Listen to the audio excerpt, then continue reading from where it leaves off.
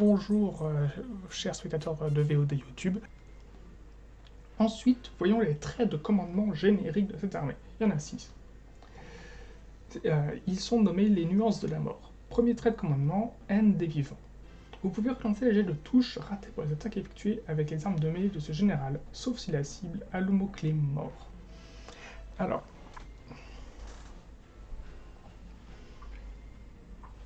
ça pourrait être bien s'il s'agissait de relancer les jets de touche et de blessures ratées.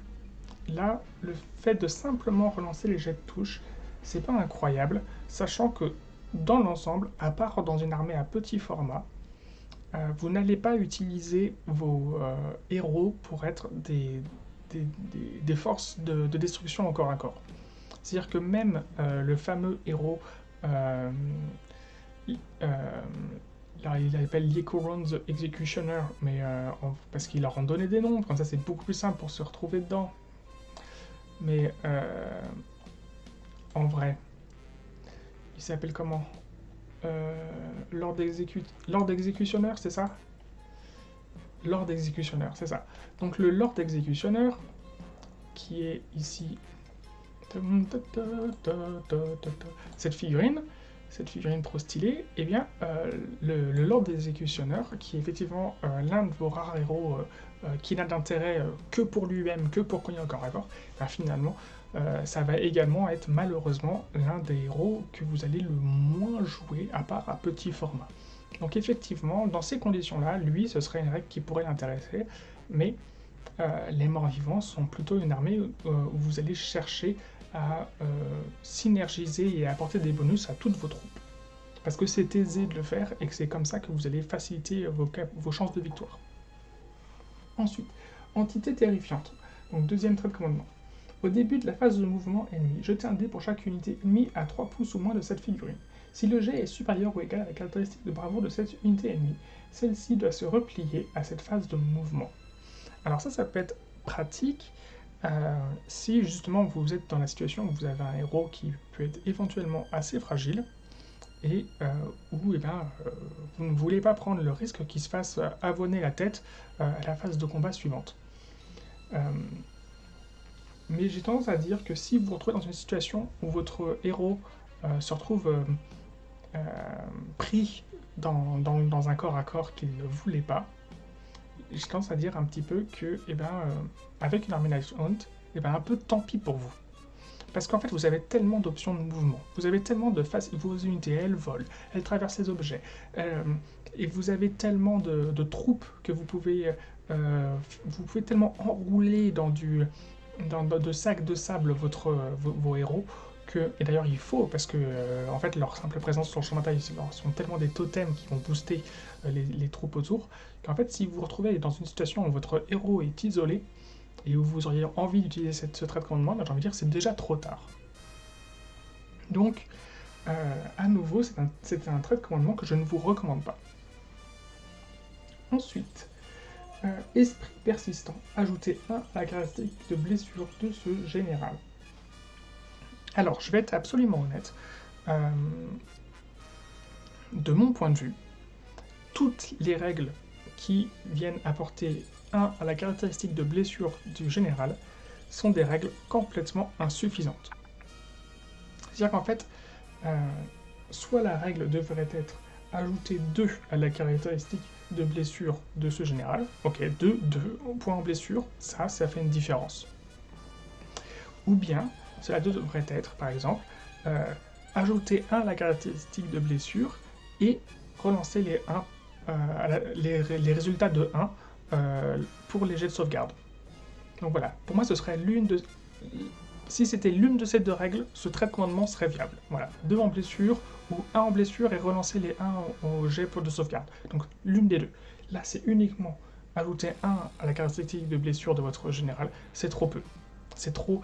C'est-à-dire, même dans une armée à faible format, c'est-à-dire en fait, si vous jouez une armée à plus de 500 points, pour moi, ce point de blessure n'est pas suffisant pour faire une différence. Pardon. 4e trait de commandement. Esprit amer. Jetez un dé à chaque fois que vous allouez à ce général une blessure qui a été infligée par une arme de mêlée. Sur 5+, l'unité attaquante subit une blessure mentale une fois toutes ses attaques résolues.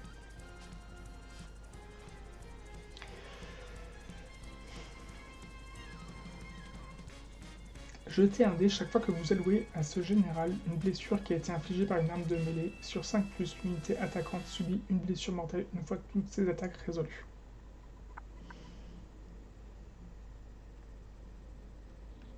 C'est vraiment pas bien ça encore. Hein. Je m'explique. Déjà, c'est limité aux blessures au corps à corps. Donc ça, c'est déjà gênant. Ensuite, c'est une blessure qui a été infligée.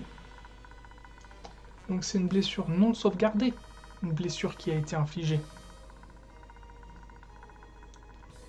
Donc ça c'est... En fait, vous voyez, ça aurait été...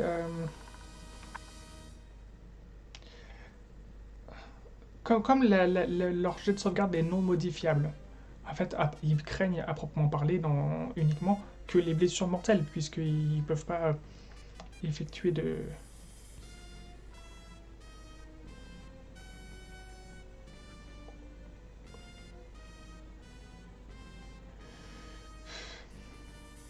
En fait, le 5+ est une bonne stat. C'est juste que le 5+ est un chiffre cohérent. C'est juste qu'en fait, il y a tellement de garde-fous. C'est au corps à corps. C'est s'il a subi le dégât. Alors qu'en fait, si ça avait été sur le jet d'armure, sur le jet de sauvegarde, vous faites votre jet de sauvegarde et sur un 5+, vous renvoyez une blessure mentale. Là, ce serait très intéressant. Ce serait intéressant. Là, on est à nouveau sur une règle dont on n'a pas envie. C'est triste, hein, mais en fait, on est à 4 règles, 4 traits de bataille, traits de commandement, et ben les 4, je les trouve pas suffisants. Donc, voyons maintenant le 5e trait de commandement. Drapé d'ombre. Soustrayez 1 au jet de touche pour les attaques d'armes à projectiles qui ciblent ce général. Et bien là, on a enfin ce 5e trait de commandement est le premier trait de commandement utile. Qu'on soit dans une méta qui soit portée sur le tir ou pas d'ailleurs. Je vous l'ai dit, au corps à corps, votre gars, il est entouré de sacs de sable. Hein. Normalement, il n'est pas possible de vous faire charger, à part si c'est trop tard. Donc votre gars, il est entouré de mecs. Donc il a déjà un -1 pour être touché au tir. D'accord ? Et bien avec ça, il a un -2. Ce qui fait qu'en fait, il n'y a plus beaucoup d'unités de tir qui vont réussir à bien gérer le tir sur sa tête. Hein. Donc là c'est très intéressant. Là, le -1 grâce à l'attention messire et le -1 ajouté grâce au drapé d'ombre fait que il devient tout de suite très très compliqué de focus ce général. Voilà, ça c'est important, ça c'est intéressant. On a enfin une règle intéressante. Ensuite, 6e trait de commandement. Maître des oses d'esprit. Au début de votre phase de héros, vous pouvez choisir une unité Knighthound invocable, amie à 9 pouces ou moins de ce général et restituer des 3 figurines tuées à cette unité. Les figurines restituées doivent être placées à 9 pouces ou moins de ce général. Donc, pour protection, c'est normal, hein. Votre unité, elle est dans les 9 pouces de votre général. Enfin, c'est pas de problème. Je me désaltère.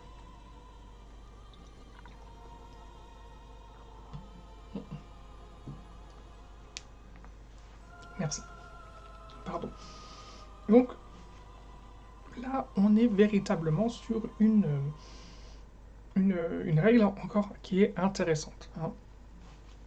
La question, ça va véritablement être est-ce que, du coup, je compte davantage sur le sac de sable qui entoure mon général pour le protéger, ou est-ce que il faut vraiment que j'ai pas le choix, il faut que je prenne en compte la protection contre le tir.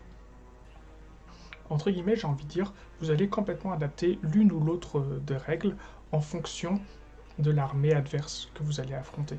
Si vous affrontez une autre armée Knighthound, ou d'un point de vue général, une armée de la mort, oui, parce qu'il y a très très peu de tirs dans les armées de la mort en général, enfin pour l'instant,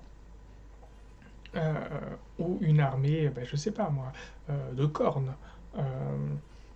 de Nurgle, d'Hombet, enfin toutes ces armées où le tir est minoritaire, ou même carrément inexistant, et bien voilà, vous allez saisir ce sixième trait de commandement. Face à d'autres armées comme le démon de Tsench, ou même mortel de Tsench, hein, puisque les Kyriak acolytes ne sont pas ce sont des tireurs qui peuvent être tout à fait efficaces. Donc Tsench, Slaanesh, Stormcast Eternal, Caradhran Overlord, et j'en passe, etc. Là, à ce moment-là, effectivement, eh bien, prendre le cinquième trait de commandement sera sans doute une solution beaucoup plus judicieuse. Une solution pour sauvegarder votre général, bien entendu. Voici pour les traits de commandement, c'est très dommage, hein. On est quand même sur 6 traits de commandement, il y en a 2 qui sont viables, 4 qui sont, je le dis même très clairement maintenant, tout à fait inintéressants. Soit complètement inutiles, soit pas assez en fait, juste pas assez.